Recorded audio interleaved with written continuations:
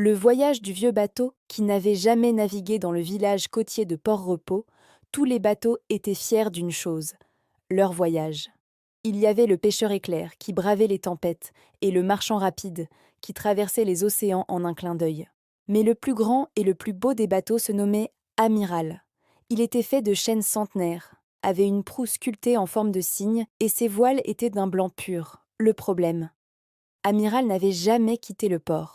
Amiral avait une peur terrible de l'eau profonde. Il restait amarré à son quai, toujours propre et parfait, regardant les autres partir.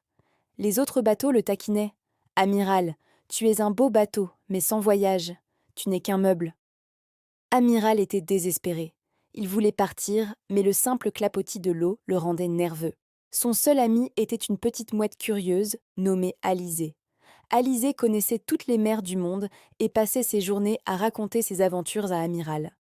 Un jour, Amiral dit à Alizée : « Je veux connaître le monde, mais je suis bloqué. La mer est trop vaste, trop forte. Elle n'est faite que pour les courageux.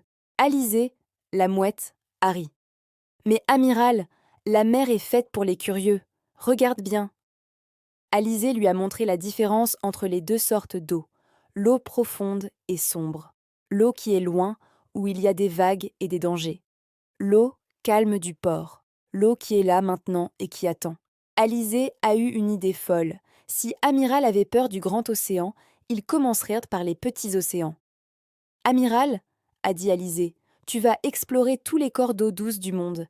Personne ne l'a jamais fait, car les bateaux ont peur d'être loin de la mer salée. » Amiral, intrigué, a accepté. Son premier voyage fut simple.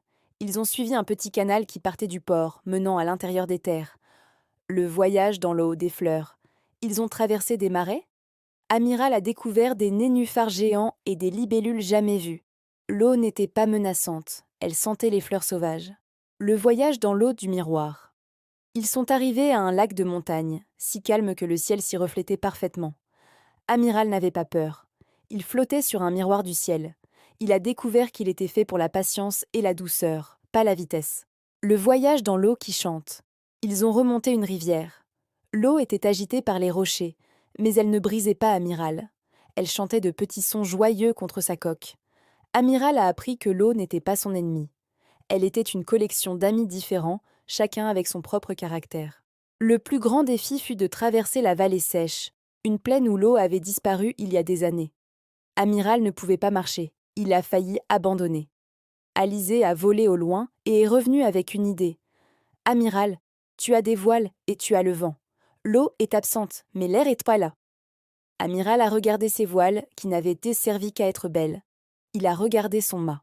Avec l'aide de tous les petits animaux de la vallée sèche, ils ont démantelé une partie de la proue et ont construit des roues sous la coque, en utilisant les vieilles planches de bois abandonnées. Ils ont utilisé les voiles non plus pour naviguer sur l'eau, mais pour être poussés par le vent sur la terre. Amiral est devenu le bateau voyageur, le seul bateau capable de voyager à la fois sur l'eau et sur la terre. Amiral est revenu au Port-Repos après des mois, couvert de terre de montagne, de pétales de nénuphars et de récits incroyables. Il n'était plus blanc et parfait. Sa coque était éraflée. Ses voiles avaient des taches de boue, mais il était vivant. Les autres bateaux l'ont regardé, ils n'ont pas ri. Ils ont vu la fierté et la sagesse dans ses yeux. « Et Amiral ?» a demandé le pêcheur éclair. « As-tu trouvé le trésor que nous cherchons tous ?» Amiral a souri. « J'ai trouvé quelque chose de mieux.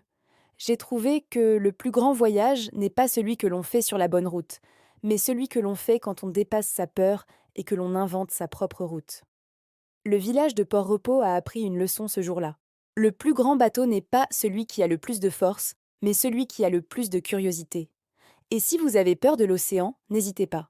Trouvez votre propre petit étang à explorer.